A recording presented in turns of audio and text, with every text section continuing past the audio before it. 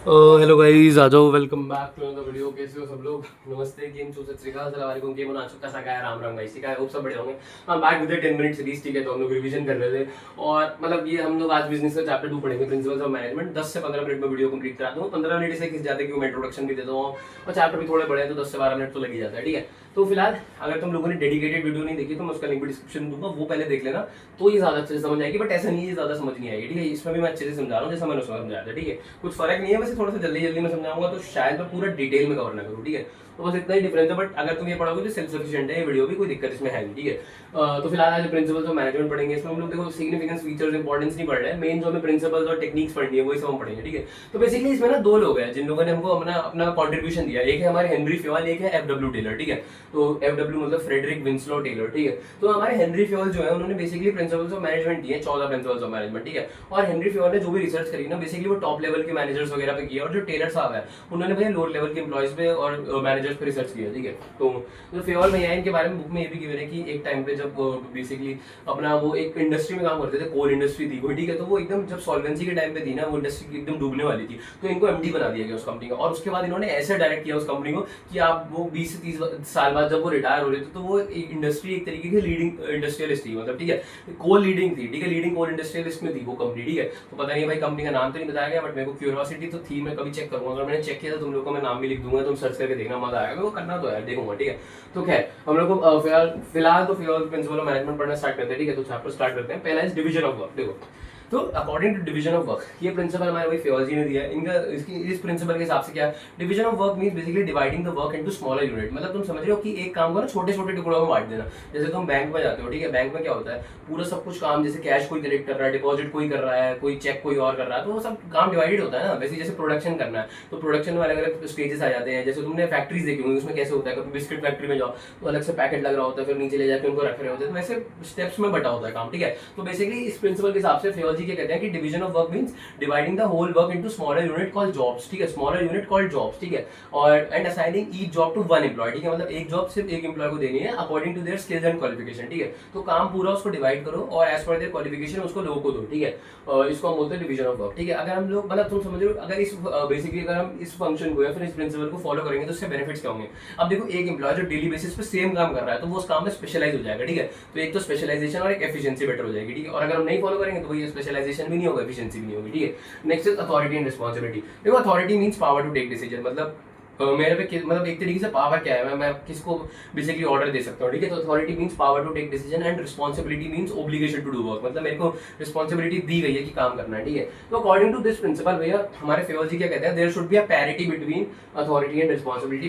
Parity मतलब equal होना चाहिए, मैच। ठीक है, अथॉरिटी और रिस्पांसिबिलिटी इक्वल होनी चाहिए। अगर हम सोचो किसी इंप्लॉय को ज्यादा अथॉरिटी दे दे, मतलब ज्यादा पावर दे दे और उसको उतनी रिस्पांसिबिलिटी ना दे, तो वो उस पावर का मिसयूज करेगा। ठीक है, बट अगर हम किसी इंप्लॉय को ज्यादा रिस्पांसिबिलिटी दे दे, सोचो कि आपका कोई मैनेजर है, ठीक है, वो छुट्टी पे चला गया और वो आपसे कह के गया कि भैया आप ना रॉ मटेरियल खरीद लेना, अभी मैं जा रहा हूँ, आप रॉ मटेरियल खरीद लेना। ठीक है, बट उसने आपको पावर तो दी नहीं खरीदने की। ठीक है, तो हम फाइनेंस डिपार्टमेंट के पास गए कि भैया हमें पैसे दे दो, हमें रॉ मटेरियल खरीदना। वो कहेंगे जाओ मैनेजर को लेके आओ पहले। ठीक है, तो हमको पावर तो दी नहीं गई बट हमें रिस्पॉन्सिबिलिटी दे दी गई। ठीक है, तो अकॉर्डिंग टू दिस फंक्शन या प्रिंसिपल बेसिकली फियोलॉजी कहते हैं कि अथॉरिटी और बेसिकली रिस्पॉन्सिबिलिटी में मैच होना चाहिए। ठीक है, अगर ज्यादा अथॉरिटी होगी तो उस अथॉरिटी का मिसयूज कर सकता है एम्प्लॉय या फिर जो भी हमारा मैनेजर है। ठीक है, और अगर रिस्पॉन्सिबिलिटी ज्यादा है तो काम ही पूरा नहीं हो पाएगा, क्योंकि अथॉरिटी हमको पावर ही नहीं दी गई बट हमको काम देने की जिम्मेदारी दे दी गई। कैसे करेंगे भैया, काम पावर ही नहीं है। ठीक है, तो इन दोनों में इक्वल होना चाहिए। ठीक है, अगर इक्वल होगा तो ये ना कोई मिसयूज होगा पावर का, काम भी टाइम से कंप्लीट होगा। ठीक है, थर्ड इज डिसिप्लिन। देखो, discipline means rules, regulations, laws वगैरह जो भी कंपनीज में गिवन होते हैं उनको सबको फॉलो करना चाहिए। ठीक है, और अगर कोई फॉलो नहीं करता है तो उसको सजा देनी चाहिए, पनिशमेंट देनी चाहिए। और पनिशमेंट सिर्फ लोअर लेवल एम्प्लॉयज को नहीं देनी चाहिए,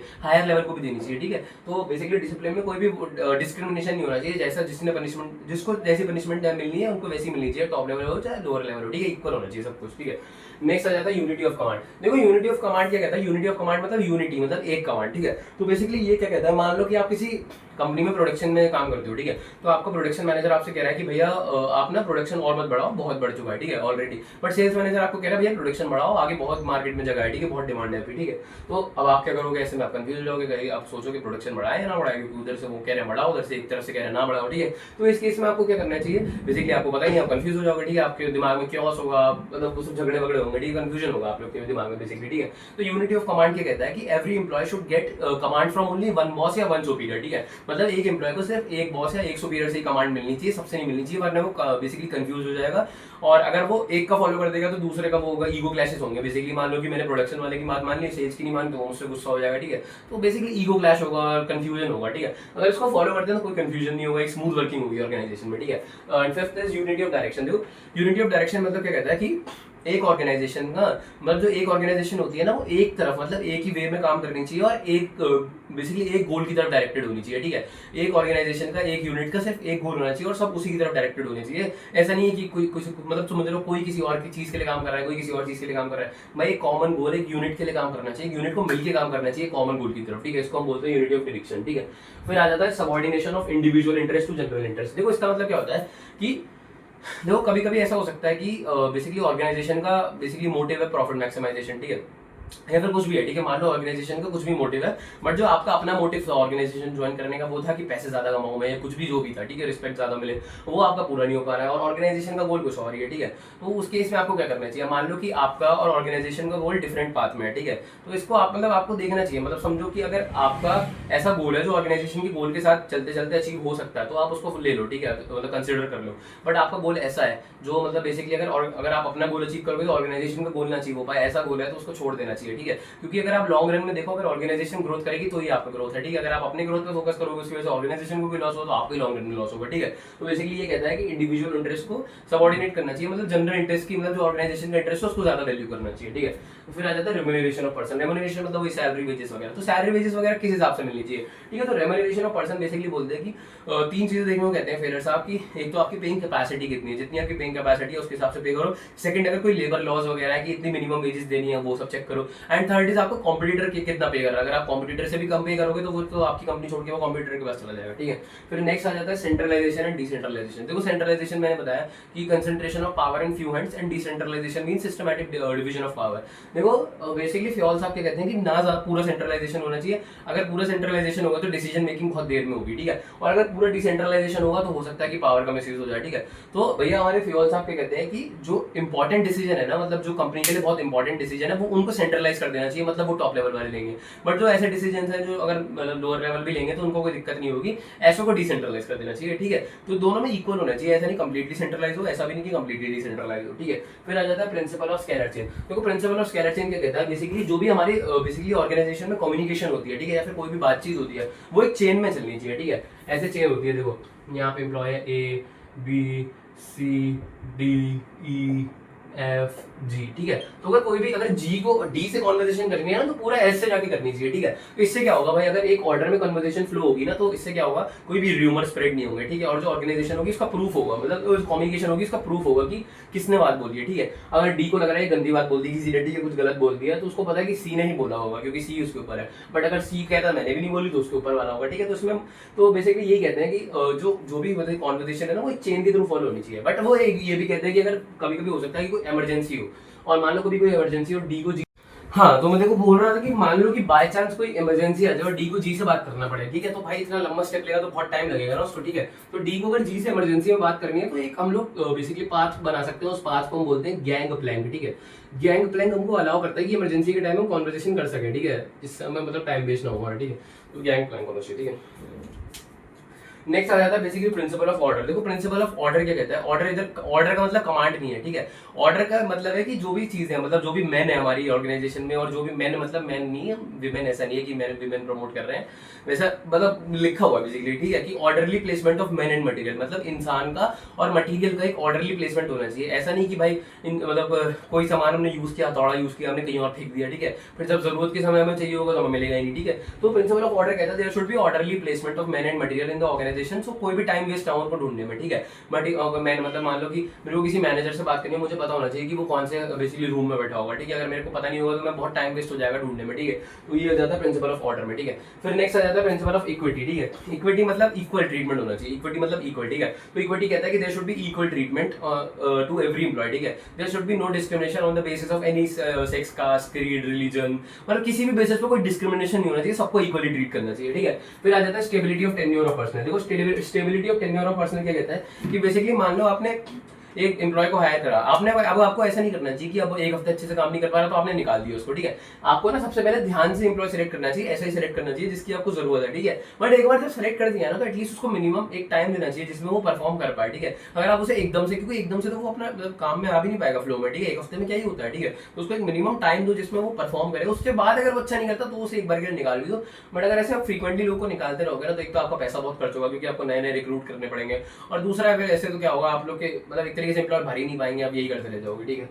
फिर आ जाता है 13th, आ जाता है इनिशिएटिव। इनिशिएटिव मतलब कि initiative means taking the first step with self motivation, ठीक है। इसका मतलब ये होता है, मतलब बेसिकली इनिशिएटिव क्या कहता है कि जो हमारी बेसिकली ऑर्गेनाइजेशन है ना उनको एम्प्लॉयज को भी इंक्लूड करना चाहिए डिसीजन मेकिंग में। अगर हम और बेसिकली एम्प्लॉयज से इंक्लूड करेंगे डिसीजन मेकिंग में, उनसे पूछ के करेंगे कि ऐसा, मतलब उनसे पूछेंगे कि ये अच्छा है या नहीं है, तो वो ना एम्प्लॉयज भी खुश होंगे कि अच्छा हमसे पूछ के काम कर रहे हैं, ठीक है। बाद में चाहे वो उनके डिसीजन को ले या ना ले, फाइनल डिसीजन तो देखो अपर लेवल वाला ही है, बट एटलीस्ट वो उनसे पूछें कि क्या ये सही हो सकता है क्या नहीं हो सकता। इससे क्या होगा, उन्हें भी खुशी मिलेगी, ठीक है। फिर आ जाता है स्पिरिट डी कॉप्स। देखो स्पिरिट में देखो स्पिरिट आ जाता है, ठीक है। Basically spirit D means team spirit, ठीक है। मतलब हमें जो भी काम करना चाहिए यूनिटी से करना चाहिए, टीम स्पिरिट के साथ करना चाहिए, जिससे क्या ग्रुप गोल्स और ऑर्गेनाइजेशन के गोल्स दोनों अचीव हो जाएंगे, ठीक है। तो ये आ जाते हैं प्रिंसिपल्स ऑफ मैनेजमेंट में। 14 प्रिंसिपल्स है, अगर आपको याद करने हैं तो इनकी शॉर्ट फॉर्म में बताता हूँ। इनकी शॉर्ट फॉर्म है डैड, पीसेस, पेप्सी, रू, ठीक है। डैड पीसेस पेप्सी रू, ये आपकी शॉर्ट फॉर्म है, इससे आपके सारे याद हो जाएंगे 14, ठीक है। फिर आ जाता है साइंटिफिक प्रिंसिपल। देखो साइंटिफिक प्रिंसिपल्स हमारे टेलर जी ने दिए थे। तो पहला प्रिंसिपल था science not rule of thumb. देखो बेसिकली टेलर जी क्या प्रमोट करते थे कि जो भी हम लोग डिसीजन ले रहे हैं ना, जो भी कुछ काम कर रहे हैं वो साइंटिफिक तरीके से करना चाहिए। ऐसा नहीं कि हम तुक्का मार रहे हैं। मान लो हमें ना एक अपनी ऑर्गेनाइजेशन के बेसिकली प्लान डेवलप करना है, ठीक है। इस साल का हमारा काम क्या करना है। अब वो काम ये नहीं करना है, मतलब तुम समझ रहे हो, नहीं हमने चलो एक प्लान बेसिकली डेवलप कर लिया, तो हमारे लास्ट ईयर के प्लान से बेसिकली मेल खाता है, ठीक है, एक तरीके से। तो हमारे मैनेजर ने क्या कहा कि भाई लास्ट ईयर तो ना हमने वो प्लान अचीव करने के लिए ये पाथ लिया था तो आराम से अचीव हो गया था, तो इस साल भी ये लेके देखते हैं क्या पता फिर से अचीव हो जाए। तो भैया बेसिकली टेलर क्या कहते हैं, ऐसा जरूरी नहीं है कि जो पिछले साल काम करा है वो इस साल भी काम करेगा, क्योंकि हमारे आसपास जो एनवायरमेंट है ना वो रेगुलर चेंज है, ठीक है। तो ऐसा जरूरी नहीं है जो पिछले साल काम करा है वो इस साल भी काम करेगा, ठीक है। प्रिंसिपल साहब बेसिकली प्रिंसिपल साहब कह रहा हूँ, टेलर साहब क्या कहते हैं कि जो भी डिसीजन होना चाहिए ना वो साइंटिफिक होना चाहिए। हमें फाइंड करना चाहिए कि एटलीस्ट ये हमें काम करेगा या नहीं करेगा, ठीक है। जो भी डिसीजन लेना चाहिए वो साइंटिफिक तरीके से लेना चाहिए, मतलब एक्सपेरिमेंट्स करने चाहिए, ऑब्जर्वेशन से फाइंड करना चाहिए बेस्ट मेथड हमारे बेसिकली प्लान को अचीव करने के लिए, ठीक है। ये हमारे कोई इंट्यूशन पे नहीं होना चाहिए कि हमने तुक्का मार दिया, ठीक है। कोई भी ऐसा नहीं होना चाहिए कि बेसिकली समझ लो कि डिक्टेटरशिप पे नहीं होना चाहिए मैनेजर के, मतलब मैनेजर ने कहा कि पिछले साल ये वर्क किया तो इस साल भी कर जाएगा, ठीक है। ऐसा नहीं करना चाहिए, ठीक है। कोई भी trial hit and trial method नहीं होना चाहिए, एक साइंटिफिक तरीके से डेवलप करना चाहिए प्लान को, ठीक है। नेक्स्ट आ जाता है harmony not Discord. Harmony not Discord बोलता है बेसिकली जो भी कंपनी के एम्प्लॉयज है ना उनको मिलजुल के काम करना चाहिए। हार्मनी मतलब मिलजुल के, ठीक है, with mutual give and take, मतलब बातचीत करो, अच्छे से मिलकर रहो, ठीक है। डिस्कॉर्ड नहीं रहना चाहिए, डिस्कॉर्ड मतलब दुश्मनी नहीं होनी चाहिए उनके बीच में कोई भी, ठीक है। बेसिकली तुम्हें पता है कि ऑर्गेनाइजेशन, इसके अनुसार ऑर्गेनाइजेशन में दो बेसिकली दो ग्रुप्स होते हैं, एक हमारे मैनेजर वाला एक एम्प्लॉयज वाला, ठीक है। वो एक दूसरे से राइवल में काम करते हैं, तुम्हें पता थोड़ा दुश्मनी तो होती है उन सब में, ठीक है। तो हमारा बेसिकली जो मैनेजर्स होते हैं वो क्या सोचते हैं कि जो हमारे एम्प्लॉयज है ना they are good for nothing, वो काम कम करते हैं, तोड़ते फोड़ते ज्यादा चीजें, ठीक है। और उल्टा जो हमारे एम्प्लॉयज है वो सोचते हैं कि भैया हम लोग को ना अंडर पेड है, हम लोग को ज्यादा सैलरी दे भी नहीं रहे हैं और काम हमको घड़े भेड़ों की तरह करा रहे हैं, ठीक है, भेड़ों की तरह काम करा रहे हैं, मतलब हम अंडर पेड है और ओवर बर्डन है वर्क से, ठीक है। तो दोनों एक दूसरे के हिसाब से ये सोचते हैं, ठीक है। तो भैया हमारे टेलर साहब क्या कहते हैं कि there should be a mental revolution, मतलब इन लोगों का ना सोशल आउटलुक चेंज करना चाहिए एक दूसरे की तरफ, ठीक है। मेंटल रिवॉल्यूशन ये बेसिकली इनकी टेक्निक भी है, ठीक है। तो वो क्या कहते हैं कि there should be a mental revolution, need of mental revolution है, मतलब उन दोनों का ना एक दूसरे की तरफ देखने का नजरिया बदलने की जरूरत है, ठीक है। तभी काम अच्छे से हो पाएगा, ठीक है। फिर थर्ड चीज आ जाती है कॉपरेशन नॉट इंडिविजुअलिज्म। इसके बेसिकली इस वाले फंक्शन का एक तरीके का एक्सटेंडेड वर्जन है, ठीक है। इसमें हम लोग क्या कहते हैं कि करना चाहिए, इसमें हम एक्चुअली करते हैं। कॉपरेशन नॉट इंडिविजुअलिज्म में क्या कहता है, कहते हैं कि बेसिकली मैनेजर्स को साथ मिलकर काम करना चाहिए और एम्प्लॉयज को भी मोटिवेट करना चाहिए और उनको भी एक तरीके से इंक्लूड करना चाहिए डिसीजन मेकिंग में, ठीक है। और बेसिकली एम्प्लॉयज को कहते हैं कि आप लोग भी ना ऐसे अननेसेसरी डिमांड्स नहीं करनी चाहिए, कोई स्ट्राइक पे नहीं जाना चाहिए, अच्छे से काम करना चाहिए मिलजुल के, ठीक है। ये होता है कॉपरेशन नॉट इंडिविजुअलिज्म में। फिर आ जाता है development of basically workers to their greatest efficiency and prosperity. देखो इसमें वही है कि जब एक बार ना आप बेसिकली वर्कर को किसी को जब रिक्रूट करते हो, सेलेक्ट करते हो, तो एक अच्छे से ध्यान देके करना चाहिए आपको। ऐसा ही बेसिकली वर्कर सेलेक्ट करना चाहिए जो आपको आगे नीड हो, जिसकी ऐसा नहीं आपने कोई भी सेलेक्ट कर दिया फिर उसको निकाल रहे हो। आपको एक ऐसा बेसिकली ध्यान से सेलेक्ट करना चाहिए जो आपको काम आ सकता है आगे, ठीक है। एक बार जब उसको सेलेक्ट करनी है ना उसको रेगुलर ट्रेनिंग देनी चाहिए, जिससे क्या वो काम अच्छे से सीख पाए, उसकी एफिशिएंसी बढ़ पाए, उसकी प्रोस्पेरिटी हो पाए, ठीक है। फिर आ जाती है टेक्निक्स। देखो पांच बेसिकली, पांच तो नहीं तरीके से 8 बोला जाता है बट हम 5 ही बोलेंगे, 9 है वैसे तो। ये वर्क स्टडी का ही पार्ट है सारी, ठीक है। तो टेक्निक्स में सबसे पहले आ जाती है फंक्शनल फोमैनशिप। तो टेलर भैया ने एक बेसिकली टेक्निक दी जिसको बोलते हैं फंक्शनल फोमैनशिप। इसमें मतलब क्या होता है, फंक्शनल फोमैनशिप में उन्होंने बोला कि 2 डिपार्टमेंट होने चाहिए। जो एम्प्लॉइज काम कर रहे हैं ना उनको काम करने दो, बट प्लानिंग अलग बंदा करेगा, ठीक है। तो इसमें ऑर्गेनाइजेशन को 2 डिपार्टमेंट में काम छोड़ कर देना, एक प्लानिंग और प्रोडक्शन, ठीक है। प्रोडक्शन वालों को प्लानिंग से कोई मतलब नहीं होना चाहिए, प्लानिंग वालों को प्रोडक्शन से कोई मतलब नहीं होना चाहिए, ठीक है। अब प्रोडक्शन वाले अगर प्लानिंग भी करेंगे तो काम कब करेंगे, ठीक है। तो एम्प्लॉइज कहते हैं 2 डिपार्टमेंट होना चाहिए, प्लानिंग और प्रोडक्शन, ठीक है। प्लानिंग में 4 बॉस होने चाहिए जो प्लानिंग का काम करें, और प्रोडक्शन में 4 बॉस होने चाहिए जो प्रोडक्शन हैंडल करें, ठीक है। तो इससे काम अच्छे से हो पाएगा, ठीक है। नेक्स्ट आ जाता है standardisation and simplification of work, ठीक है। अगर तुम लोग को मैं बताऊं, चलो ठीक है, ये भी बता देता हूँ कौन कौन होते हैं। वीडियो में थोड़ी सी लंबी हो जाएगी, ठीक है। कि फंक्शनल फोमैनशिप में कौन कौन एम्प्लॉय बेसिकली वो होते हैं, बॉस वगैरह होता है, ठीक है। तो प्लानिंग डिपार्टमेंट में मैं पीएल लिख दे रहा हूँ, प्रोडक्शन डिपार्टमेंट, ठीक है। प्लानिंग डिपार्टमेंट में 4 होते हैं, डी जिसको बोलते हैं डिसिप्लिनरियर, ठीक है। डिस लिख दे रहा हूँ, डिसिप्लिनरियर, ठीक है। आई से होता है बेसिकली इंस्ट्रक्शन कार्टलर, ठीक है, इंस्ट्रक्शन कार्टलर। और आर से हो जाता है रूट क्लर्क, ठीक है, रूट क्लर्क। एंड टी से हो जाता है टाइम एंड कॉस्ट क्लर्क, ठीक है। मैं बता देता हूँ क्या करते हैं। देखो जो डिसिप्लिनरियर होता है वो बेसिकली डिसिप्लिन मेंटेन करवा के रखता है, इंस्ट्रक्शन कार्टलर को इंस्ट्रक्शंस देता है, और जो रूट क्लर्क होता है वो एक स्टेप बताता है कि कैसे काम करना है, ठीक है। फिर हो जाता है टाइम एंड कॉस्ट क्लर्क, वो बेसिकली टाइम मतलब वो बताता है स्टैंडर्ड टाइम सेट करता है जितने में काम हो जाना चाहिए कंप्लीट, और कॉस्ट शीट भी बनाता है, ठीक है। फिर प्रोडक्शन में भी 4 होते हैं, एक होता है स्पीड बॉस, ठीक है। स्पीड बॉस क्या कहता है कि टाइमली काम हो जाए, ठीक है। एक हो जाता है इंस्पेक्टर, इंस्पेक्टर क्या करता है बेसिकली गुड्स की जो क्वालिटी होती है वो मेंटेन रखता है, ठीक है। फिर हो जाता है बेसिकली सर आर से हो जाता है मेरे को भी याद नहीं आता, रुक जाओ। Speed boss, inspector, repair boss आ जाता है आर से। रिपेयर बॉस, रिपेयर बॉस क्या कहता है सारी मशीन्स को रिपेयर करवा के रखता है, जिससे जब जरूरत पड़े उनको ऐसा ना हो कुछ करना पड़े, ठीक है। फिर जी से आ जाता है, फिर एक और आ जाता है गैंग बॉस, ठीक है। इसमें 4 होते हैं सर जी, ठीक है, SIRG। फिर जो जी से होता है वो होता है गैंग बॉस। गैंग बॉस क्या करता है बेसिकली सारे रिसोर्सेज को अवेलेबल करवाता है, ठीक है। तो ये सब बॉस आ जाते हैं, 4 प्लानिंग में होते हैं, 4 प्रोडक्शन में होते हैं। इस मतलब बेसिकली इस टेक्निक के हिसाब से ये कहते हैं कि मतलब टेलर साहब ये कहते हैं कि बेसिकली एक बंदा ना हर चीज में मास्टर नहीं हो सकता, तो 4 एटलीस्ट होने चाहिए प्लानिंग में और प्रोडक्शन डिपार्टमेंट, ठीक है। फिर आ जाता है standardisation and simplification of work. देखो स्टैंडर्डाइजेशन मतलब क्या होता है, हर चीज का स्टैंडर्ड मेंटेन करना। तुम देखो कि मैगी जब से आ रही है वो उसी शेप की आ रही है, ये भी उसी शेप की आती है, ठीक है। ये लोग कोई अपनी शेप से रेगुलर टेस्ट नहीं करते, मतलब टेस्टिंग नहीं करते कोई भी। तुम देखो कि पैकेट्स वगैरह भी नॉर्मली सेम ही रहते हैं, येलो कलर की मैगी रहती है, ठीक है। तो स्टैंडर्डाइजेशन मीन स्टैंडर्ड मेंटेन करना स्टार्टिंग से, ठीक है। और जैसे तुम देख रहे हो, तुमने चार्जर लिए, तुम चार्जर खरीदते हो सी टाइप चार्जर, तुम किसी और कंपनी का ले लो वो भी तुम्हारे फोन में लग जाएगा, चाहे सैमसंग का लो चाहे एप्पल का लो, कोई भी वो सी टाइप चार्जर है तुम्हारे फोन में अगर सी टाइप स्लॉट है तो लग ही जाएगा। तो स्टैंडर्डाइजेशन मींस बेसिकली स्टैंडर्ड चीज होनी चाहिए जो सब जगह यूज हो सके, ठीक है। फिर आ जाता है सिंप्लीफिकेशन ऑफ वर्क। सिंप्लीफिकेशन क्या कहता है बेसिकली, मान लो कि तुम्हारी ना कंपनी है और तुम लोग जूते प्रोड्यूस करते हो, तो तुम्हारे जूते ना जब 6 से 12 नंबर के जूते बिकते हैं, ठीक है, बट तुम बड़ा बनाते हो 5 नंबर के भी हो, तो भाई टेलर साहब क्या कहते हैं कि 5 नंबर बनाने में भी तुम्हारी कॉस्ट लग रही है, उसकी इन्वेंट्री भी लग रही है, तो एक काम करो 5 नंबर को हटा दो, ठीक है। जो अननेसेसरी बेसिकली हमारे ऑल्टरनेटिव है, जो मतलब जो बिकता ही नहीं है उनको हटा दो। इससे क्या हो रहा है, हमारे पैसा ही बिना बात के वेस्ट हो रहा है, बट ये बिकता ही नहीं तो कोई फायदा नहीं, 1-2 बिक भी जाएगा तो ऐसा कोई प्रॉफिट हमारा होगा नहीं, ठीक है। तो उनको हटा ही दो अननेसेसरी।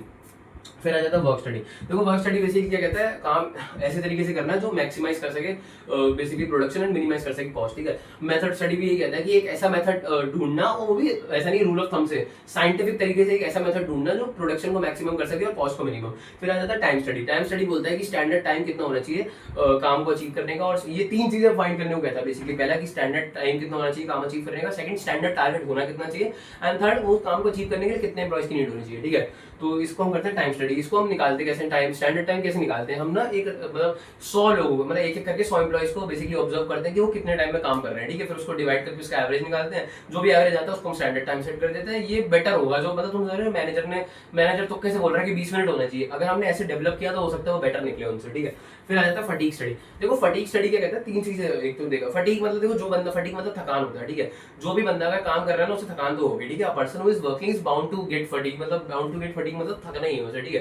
तो थक ही जाएगा एक ना एक बार, ठीक है। तो फटीग स्टडी क्या कहता है, 3 चीजें ढूंढना है। एक तो कि एक एम्प्लॉय को कितनी बार इंटरवल देने चाहिए, कितनी देर में देने चाहिए और कितनी देर के देने चाहिए, ठीक है। तो उसमें बेसिकली क्या कहते हैं कि जब एक एम्प्लॉय वर्क कर रहा है ना तो उसको ऑब्जर्व करो, ठीक है। जब उसको थकान होती है उसे ब्रेक दे दो, उसके बाद वो कितनी देर में ब्रेक से रिकवर हो जाता है, ड्यूरेशन ऑफ इंटरवल हो जाएगी, और कितनी देर बाद देने पड़ रहा है वो सब हो जाएगा, टाइम इंटरवल कितनी बार के देने पड़ रहे हैं, ठीक है। फिर आ जाता है मोशन स्टडी। देखो मोशन स्टडी क्या कहता है कि तुम्हें पता है मोशन मतलब कुछ भी हिलना डुलना ये सब करना, ठीक है। तो जब लोग काम करते हैं ना तो उनके बहुत सारे मोशन होते हैं। मान लो कि एक बंदा कुछ कर रहा है तो उसे ना कुछ हैमर वगैरह चाहिए, स्क्रू ड्राइवर चाहिए, तो उससे बहुत दूर पड़ा है, ठीक है। इससे जाने में लेके आने में उसे बड़ा मेहनत लग रहा है। उसमें तुम लोग वैसे देखो कि बहुत छोटी सी थकान हो रही होगी, बट वो हो रही होगी, ठीक है। एक तरीके से वो छोटी सी मतलब टेलर साहब ना छोटी छोटी चीजों पर फोकस कर देते हैं। मान लो अब वो इतना सा झुक गया, ठीक है, उठाने के लिए, तो ये है तो एक तरीके से अननेसेसरी ना मूवमेंट। अगर तो उसको डिब्बे को ऊपर रख दोगे तो झुकना नहीं पड़ेगा, ऐसे उठा के कर देगा, ठीक है। तो टेलर साहब ना बहुत ध्यान से छोटी छोटी चीजों पे ध्यान देते थे। वो कहते थे भैया कि काम ना अच्छे से होना चाहिए, ऐसा नहीं कि हमने जल्दी जल्दी कर दिया। तो मोशन स्टडी क्या कहता है कि जो प्रोडक्टिव और अनप्रोडक्टिव मूवमेंट है ना उनको अलग अलग करना चाहिए। मतलब एक एम्प्लॉय जब वर्क कर रहा है तो प्रोडक्टिव मूवमेंट अलग होनी चाहिए और अनप्रोडक्टिव अलग होनी चाहिए, ठीक है। जब एक बंदा समझ लो कि प्रोडक्टिव मतलब हम काम कर रहे हैं एक तरीके से, अब जब हम सोचो कि हमें कुछ हथौड़ी वगैरह चाहिए और वो डिब्बा नीचे रखा है, ठीक है, तो हम उठाने के लिए नीचे झुक रहे हैं। अगर वो डिब्बा ऊपर रख दे तो हमें जरूरत पड़ेगी झुकने की, नहीं ना। तो इसमें बेसिकली एक कैमरा लेके हम ऑब्जर्व करते हैं वर्कर्स को जब वो बेसिकली काम कर रहे होते हैं, और उसमें हम क्लासीफाई करते हैं प्रोडक्टिव और अनप्रोडक्टिव मूवमेंट्स को। फिर हम लोग एक तरीका निकालते हैं जिससे जो अनप्रोडक्टिव मूवमेंट है उनको हम हटा सके, ठीक है। तो जब ट्रेलर साहब काम करते थे ना अपने टाइम में, तो वो ब्रिक लेयरिंग का काम होता है ना, उसमें 18 स्टेप का काम हुआ करता था, उसको उन्होंने कट करके 5 स्टेप का कर दिया था। तो टेलर साहब ऐसे थे, ठीक है। फिर आ जाता है डिफरेंशियल पीस वेज सिस्टम। देखो differential piece wage rate system क्या कहता है, बेसिकली ये क्या कहता है कि एम्प्लॉयज को ना बेसिकली इफेक्टिव और अनइफेक्टिव में वो कर देता है डिफरेंशिएट। देखो इसमें ना क्या कहते हैं कि टेलर साहब कहते हैं कि स्टैंडर्ड सेट कर दो। मान लो कि एक स्टैंडर्ड सेट किया कि हमें एक दिन में 10 यूनिट प्रोड्यूस करने हैं, ठीक है। अगर कोई उससे कम प्रोड्यूस कर रहा है तो वो इनइफेक्टिव है, और अगर वो इससे ज्यादा प्रोड्यूस कर रहा है तो वो इफेक्टिव है, ठीक है। तो टेलर साहब क्या कहते हैं, जो इससे ज्यादा प्रोड्यूस कर रहा है ना उसको ज्यादा पैसा दो। मान लो कि जब 10 यूनिट थी, ठीक है, जब एक बंदा 10 यूनिट प्रोड्यूस कर रहा था, ठीक है, तो उसको 10 यूनिट जब प्रोड्यूस कर रहा था तो उसे पर यूनिट का मान लो 40 रुपए मिल रहा था, ठीक है। बट टेलर साहब कहते हैं कि अगर वो 11 से या 10 से ज्यादा भी प्रोड्यूस करने लगे ना तो उसे पर यूनिट को 50 देने लग जाओ, और अगर वो 10 से कम करे तो उसे कम का 40 देने लग जाओ, ठीक है। तो इससे क्या होगा भाई, हम लोग बेसिकली एम्प्लॉयज को दो तरीके से क्लासीफाई कर देंगे, एक प्रोडक्टिव और एक तरीके से अनप्रोडक्टिव, नहीं बेसिकली इफेक्टिव एंड अनइफेक्टिव में, ठीक है। तो जो इफेक्टिव होंगे उनको हम ज्यादा पैसे दे रहे हैं, देखो, ठीक है। और जो नहीं रुक जाओ, हाँ मैंने क्या कर दिया, हाँ ठीक है, 10 का 40। मान लो जो इफेक्टिव थे उनको हम ज्यादा पैसे दे रहे थे और जो इनइफेक्टिव थे उनको कम दे रहे थे। तो इससे क्या होगा, जो इफेक्टिव वर्कर्स होंगे ना वो मोटिवेट हो जाएंगे इफेक्टिव रहने में, और जो इनइफेक्टिव होंगे वो सोचेंगे भाई इनको तो ज्यादा पैसा मिल रहा है, अब अपन को भी काम करना पड़ेगा, ठीक है। तो इससे दो चीजें पूरी हो गई, एक तो प्रोडक्शन बढ़ जाएगा क्योंकि सब मिलकर काम करेंगे, सब दम लगा के काम करेंगे, जिससे प्रोडक्शन बढ़े उनको पैसा ज्यादा मिले। इससे क्या होगा, प्रोडक्शन भी बढ़ जाएगा और अपने एम्प्लॉयज भी इफेक्टिव हो जाएंगे, ठीक है। तो ऐसे दिमाग लगाते थे टेलर साहब, ठीक है। फिर लास्ट हो जाता है मेंटल रिवॉल्यूशन। मेंटल रिवॉल्यूशन तो मैं पहले ही बताया, इसके अनुसार कि there is a need for change in basically social outlook towards each other, ठीक है। There is a need for change in social outlook towards each other. Towards each other किन लोगों के बीच में, जो हमारे मैनेजर्स और एम्प्लॉयज, उन दोनों के बीच का जो बेसिकली देखने का नजरिया है ना उसको बदलने की नीड है। तो एम्प्लॉयज को बेसिकली जो हमारे मैनेजर्स हैं उनको भी इनवाइट करना चाहिए एम्प्लॉयज को डिसीजन मेकिंग में, और जो एम्प्लॉयज होते हैं उनको भी काम करना चाहिए अच्छे से, कोई दिक्कत नहीं देनी चाहिए, ऐसा कोई स्ट्राइक वगैरह पे चलेगा, कोई ऐसे अननेसेसरी डिमांड की, ऐसा कुछ नहीं करना चाहिए, अच्छे से काम करना चाहिए, ठीक है। तो आज की क्लास में इतना ही, ज्यादा मैं बोलूंगा नहीं क्योंकि थोड़ा ज्यादा ही टाइम लग गया, चैप्टर बहुत बड़ा था, ठीक है। तो मिलेंगे अगली क्लास में, तब तक के लिए इसकी डेडिकेटेड वीडियो की लिंक डिस्क्रिप्शन में है, इसके हैंड रिटन नोट्स की लिंक भी डिस्क्रिप्शन में है, वहाँ पे टेलीग्राम का लिंक होगा, ठीक है। टेलीग्राम में जाना, वहाँ हैंड रिटन नोट्स मिल जाएंगे इस चैप्टर के भी, ठीक है, और सबके भी। इकोनॉमिक्स अकाउंट्स की मैं रेगुलर वीडियो डाल रहा हूँ, वो भी देख सकते हो। अगर वीडियो अच्छी लगी तो लाइक करना, सब्सक्राइब करना, शेयर करना, कमेंट करना, और कोई भी दिक्कत हो तो बताते रहना, कमेंट करना, मैं हल्के हल्के बेटर करता जा रहा हूँ, ठीक है। मिलते हैं अगली वीडियो में, तब तक के लिए पीस।